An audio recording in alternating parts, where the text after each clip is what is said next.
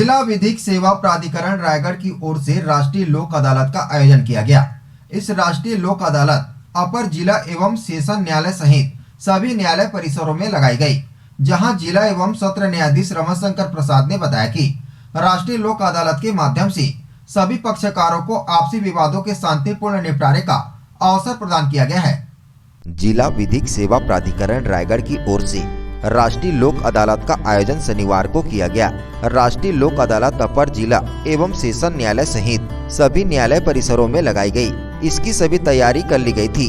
जिला एवं सत्र न्यायाधीश श्री रमाशंकर प्रसाद ने बताया कि राष्ट्रीय लोक अदालत के माध्यम से सभी पक्षकारों को आपसी विवादों के शांतिपूर्ण निपटारे का अवसर प्रदान किया गया है। इन प्रकरणों में राजीनामा, योग्य फौजदारी प्रकरण, धारा 138, परकाम्य विलेख अधिनियम, बैंक रिकवरी मामले, MSCT मामले, पारिवारिक विवाद, श्रम विवाद, भूमि अधिग्रहण मामले, मोटर वाहन दुर्घटना दावा, श्रम विवाद, बिजली चोरी व पानी के बिल संबंधी राजीनामा योग्य मामले की सुनवाई होगी। साथ ही लोक अदालत में अन्य सिविल मामले शामिल किए गए हैं। उन्होंने बताया कि नवीन मुकदमों का भी मुकदमा पेश करने से पहले ही लोक अदालत में निराकरण किया जा सकेगा। आम जन लोक अदालत का महत्व समझे व आपसी समझाई से विवादों को सुलझाएं। इससे समय और धन दोनों ही बचत होती है। ऐसा ही एक मामला दो भाइयों के बीच संपत्ति बंटवारे को लेकर आया है, जिसमें दोनों भाई की आपसी सहमति से राजीनामा किए जाने की संभावना है। वर्तमान में कोविड संक्रमण की वजह से जितना हो सके लोक अदालत के माध्यम से मामलों का निपटारा हो जाए। ऐसे में आवेदक व अनावेदक दोनों को ही कोर्ट में बार बार पेश होने से छुटकारा मिल सकेगा। जितना हो सके अदालत में भीड़ भी कम होगी, जो कि वर्तमान समय को देखते हुए कोरोना संक्रमण से बचने के लिए लाभदायक सिद्ध होगी। बार एसोसिएशन के सचिव ने बताया कि लोक अदालत के माध्यम से जिले के सभी तहसीलों में विवादों का निपटारा होना है। इसका लाभ लोगों को मिलेगा और आपसी रजामंदी से कई मामलों में सुलह होगी, जिससे कोर्ट का समय बचेगा और लोग अनावश्यक परेशानियों से बचेंगे। जिले में ई लोक अदालत व भौतिक उपस्थिति के साथ दोनों ही तरीकों से विवादों का निपटारा किया जा रहा है। आज लोक अदालत दो मोड पे हो रहा है। एक तो ई लोक अदालत, यानी हम वर्चुअली जो जिस प्लेस पर है वहाँ से बैठ करके अपने मामले को इस लोक अदालत के माध्यम से निपटा सकता है। और दूसरा साथ साथ फिजिकल भी है, जैसा कि सामान्य लोक अदालत हुआ करता था कि वो न्यायालय में आए और न्यायालय में आकर के डिस्टेंस मेंटेन करते हुए जो कोविड के गाइडलाइन है उनके अनुसार भी यहाँ पर राजीनामा कर सकता है। आपने देखा होगा यहाँ पर कि कुछ हमारे अधिवक्तागण हैं, उन्होंने पक्षकारों की ओर से उनका अधिकार पत्र लेकर के और ऐसे मामले जो आसानी से राजीनामा कर समाप्त किए जा सकते हैं उन पे वो अपना योगदान दे रहे हैं। और फॉर्म फिलअप करना हमारे यहाँ अनिवार्य होता है, जो एक आधार बनता है कि आपने क्या प्रस्ताव दिया था और दोनों के बीच क्या सहमति बनी थी, और उसके आधार पर हम एक अवार्ड पारित करते हैं। आप देखेंगे हमारे यहाँ दो सम्मानीय सदस्यगण होते हैं। किसी भी राजीनामा के शर्तों को सबसे पहले हमारे यहाँ जो सदस्यगण होते हैं वो परीक्षण करते हैं। वो विधि और प्रक्रिया के अनुसार होने के पश्चात ही वो मेरे सामने आता है और एक बार फिर से हम अधिवक्ता को सुनते हैं, पक्षकार को सुनते हैं, और जो विधि और प्रावधान है अगर उसके अनुरूप है, उसके अनुसार है, तो वो राजीनामा स्वीकार होता है और एक अवार्ड में कन्वर्ट हो जाता है, जिसको हम अधिनिर्णय बोलते हैं।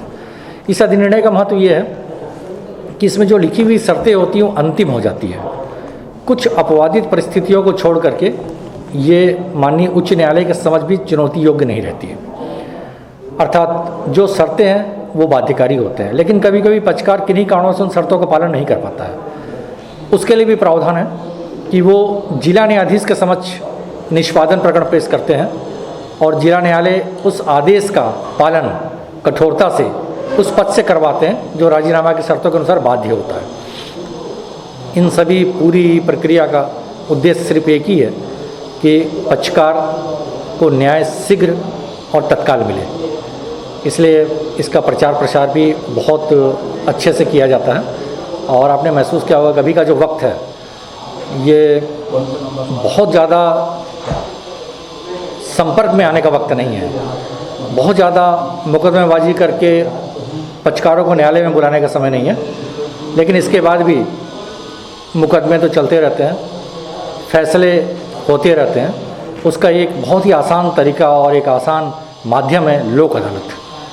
लंबित प्रकरण और न्यायालय में आने के पहले के प्रकरण दोनों प्रकार के प्रकरण लिए जाते हैं। यहाँ आज मेरे सामने एक न्यायालय में मुकदमा पूर्व मामला पड़ा हुआ है, जिसमें अभी दोनों पक्ष आएंगे, और एक सिविल का बहुत ही विवादित मामला है। लगभग मैं समझता हूँ 1 करोड़ से ऊपर की प्रॉपर्टी है इसमें। अगर ये समझौता हो जाता है दो भाइयों के बीच में तो उन्हें न्यायालय आने की आवश्यकता नहीं पड़ेगी, और इस न्यायालय का जो सब्सटेंटिव वर्क है वो उन मुकदमों के लिए हम बचा सकेंगे जो विवादित है। तो अविवादित मामलों को आप न्यायालय में आने के पहले भी निपटारा कर सकते हैं। इसके लिए भी प्री लिटिगेशन के लोक अदालत आज हमारे यहाँ चल रहे हैं। तो ये 2 प्रकार से हम यहाँ प्रकरणों को रखते हैं। तो प्री लिटिगेशन में अगर आप आते हैं तो आपका स्वागत है। इसमें आपको ना कोर्ट फीस देने की आवश्यकता है और ना ही न्यायालय आकर के जो प्रकरणों का जो समय होता है उसमें आपको अनावश्यक समय व्यतीत करने की ज़रूरत है। और दूसरा जो प्रकरण चल रहे हो तो आप देख ही रहे हैं कि उसका निराकरण तो हम लोग करते ही हैं लोक अदालत के माध्यम से। ठीक, थैंक यू।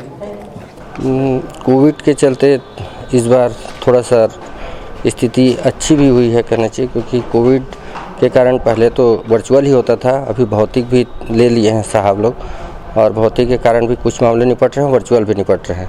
ज़िले में चारों तहसील में सारी चीज़ें अच्छे तरीके से निपटा रहे हैं। 294, 506, 323 का मामला घरघोड़ा में काफ़ी निपट रहा है, यहाँ पर भी लगा हुआ है।